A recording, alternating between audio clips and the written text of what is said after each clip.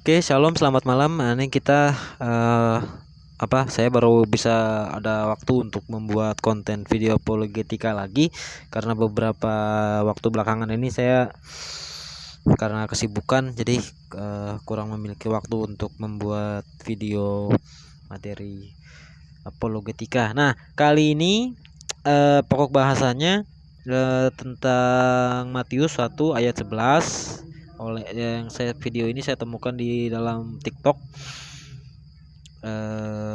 akunnya siapa nih saya, nanti ada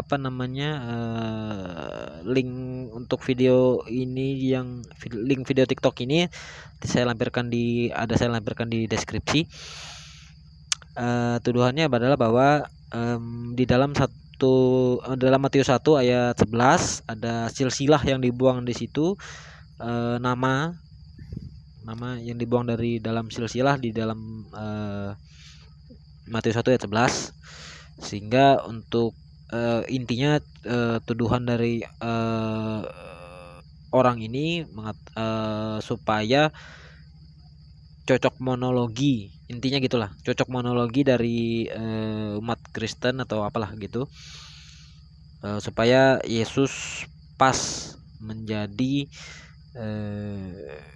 silsilahnya menjadi raja orang Yahudi, kurang lebihnya begitu, intinya seperti itu. Makanya sehingga ada nama yang dibuang dari dalam silsilah, dan nama yang dibuang itu dalam hal ini yang dimaksud adalah Yoyakim. Ayat rujukannya adalah kita buka bersama Alkitabnya di Matius pasal 1 ayat yang ke-11. Yosia memperanakan Yekonya dan saudara-saudaranya pada waktu pembuangan di Babel. Sementara seperti tadi dilampirkan juga di dalam video yang di TikTok itu, biar kita tidak salah paham, kita buka saja dalam 1 Tawarikh. Kita buka dulu dalam 1 Tawarikh pasal 31 ayat yang ke 1 Tawarikh 3, ini saya ulang, 1 Tawarikh 3 ayat ke-16. Keturunan Yoyakim ialah Yekonya anaknya itu, dan anak orang ini ialah Zedekia. Jadi kalau di dalam Matius 1 ayat 11, ini kan Yosia memperanakan Yekonya.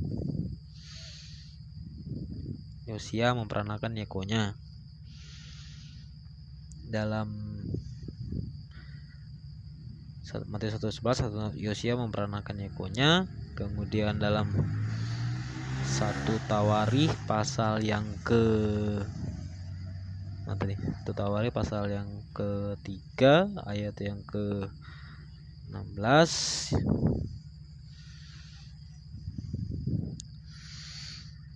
yang ke-13 atau berapa tadi? 16. Yoyakim memperanakan Yekonya, Yosia memperanakan Yekonya. Beda kan? Yoyakimnya enggak ada.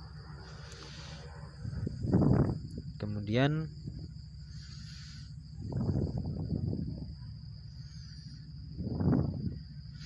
di dalam Yeremia pasal yang ke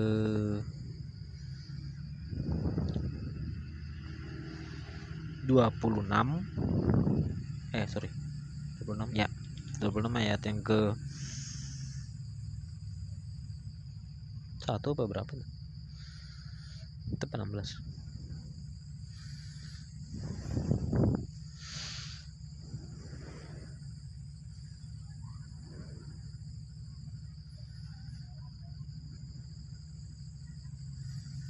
Yoyakim anak Yosia. Nah, Yosia dulu. Harusnya Yosia baru Yoyakim baru Yekonya, kan gitu. Yosia baru Yoyakim baru Yekonya. Yoyakimnya harus ada setelah Yosia baru Yekonya. Sementara di dalam, kita balik lagi biar jelas. Di dalam dalam Matius pasal 1 ayat yang ke-11 katakan Yosia harusnya Yosia, Yoyakim baru Yekonya, tetapi di dalam Matius pasal 1 ayat 11 Yosia langsung Yekonya, memperanakan Yekonya. Padahal kalau dasar runut kronologis, Yekonya ini cucu dari Yosia, bukan anaknya. Katanya kan tadi begitu kan, argumennya kan begitu. Kemudian kita lihat di dalam apa tadi? Yeremia. Ini semoga videonya biar cukup durasinya, biar nggak terlalu panjang. Di dalam Yeremia pasal yang ke-36 ayat yang ke-30 katakan sudah dinubuatkan, katanya begitu, tentang Yoyakim raja Yehuda tidak akan mempunyai keturunan yang akan duduk di atas tahta Daud, kan gitu. Nah, kenapa bisa begitu? Kenapa bisa namanya dibuang? Kita balik lagi ke dalam screenshot video itu tadi. Lihat ya. Sorry. Ini kenapa jadi buka TikToknya?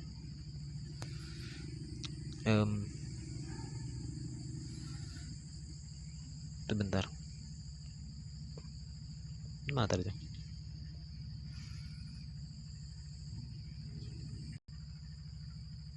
Nah, di dalam screenshot videonya dia menggunakan website Alkitab Sabda loh ya. Website Alkitab Sabda. Kuncinya ada di sini sebetulnya. Di website Alkitab Sabda ini sebetulnya kuncinya sudah ada di situ jawabannya. Kita buka website Alkitab Sabda. Kita tengok penjelasannya di situ. Kenapa nama Yoyakim itu bisa hilang dari situ. Kita lihat dari tafsir menurut Wycliffe di bagian sini. Mana dari kelihatan nggak?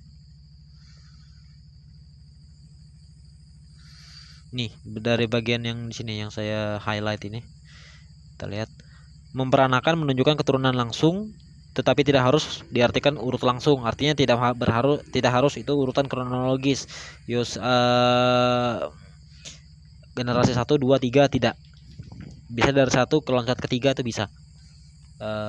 Memperanakan itu bisa seperti itu. Kemudian Yakonya putra Yoyakim dan cucu Yosia oleh orang Yahudi. Yakonya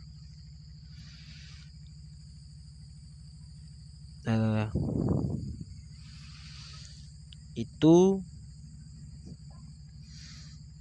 oleh orang Yahudi dianggap sebagai raja sah.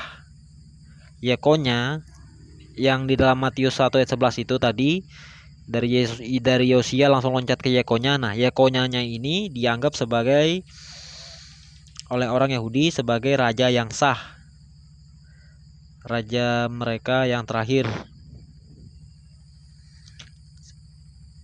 Sekalipun Zedekia pamannya menggantikan dia sebagai raja. Tetapi yang dianggap sebagai raja sah itu bukan Yoyakim tetapi Yekonya. Yoyakimnya tidak. Mengapa tidak? Nah, itu ada alasannya. Mengapa tidak? Kita lihat di dalam, balik lagi ke dalam Alkitab. Balik lagi nih. Ini mau kita memang harus bolak-balik.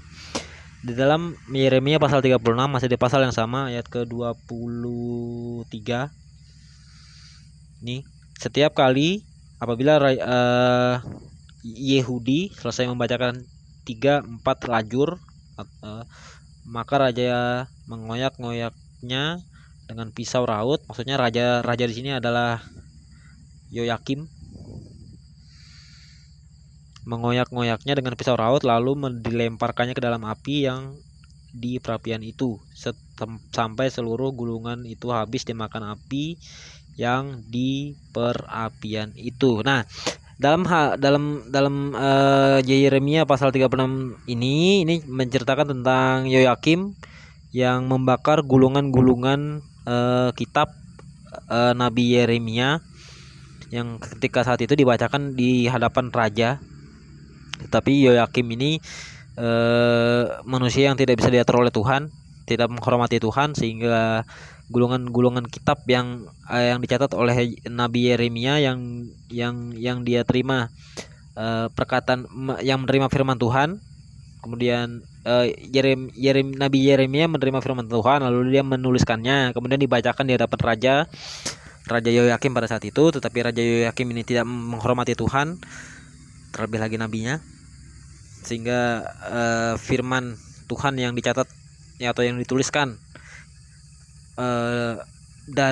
oleh Nabi Yeremia yang menerima firman Tuhan, menerima perkataan Tuhan itu, dibakarnya. Sehingga di dalam di dalam ayat 30 itu tadi Tuhan berfirman tentang Raja Yoyakim, bahwa Raja Yoyakim keturunannya tidak akan duduk di atas tata Daud. Itu yang pertama. Alasannya itu begini, maksudnya ini alasan politis, raja secara politis. Ingat, dia tadi di dalam video ini menganggap Yesus duduk di atas tahta Daud secara politis. Raja secara politis, bukan raja raja secara rohani, tapi raja secara politis. Ya jelas nggak masuk kan gitu. Apakah Yesus datang ke dunia dia duduk di atas singgasana? Kan tidak. Yesus sendiri bilang, kerajaanku bukan berasal dari dunia ini. Kan seperti itu. Jadi alasannya bukan karena supaya cocok monologi, tidak ada alasan seperti itu. Tetapi alasannya karena nama itu dibuang oleh orang-orang orang-orang Yahudi, bukan oleh orang Kristen yang membuang, tetapi oleh orang Yahudi sendiri pun membuang nama itu, karena orang Yahudi tidak menganggap Yoyakim itu sebagai raja yang layak, karena Yahudi itu kerajaan yang teokrasi, rajanya itu Tuhan langsung. Jadi kalau tidak menghormati Tuhan, kamu tidak cocok kamu hidup di muka bumi ini. Intinya seperti itu, apalagi menjadi raja. Dia intinya seperti itu. Kemudian istilah, saya ulangi lagi, istilah yang untuk memperanakan itu yang ada di sini tadi ini. Sorry, salah. Mana tadi? Ini kayak yang di bawah ini. Ini aja, saya zoom aja biar enak. Memperanakan itu tidak harus berarti keturunan secara langsung, anaknya, artinya gitu. Tidak harus generasi kedua atau pertama atau kedua. Generasi secara kronologis tidak. Cucu pun itu bisa dibilang memperanakan. Artinya melahirkan keturunan si ini kan gitu maksudnya, itu silsilahnya dulu. Itu maksudnya. Tidak harus berarti ini anaknya ini, baru ini punya anak lagi si ini, enggak. Tidak harus seperti itu. Itu yang kedua.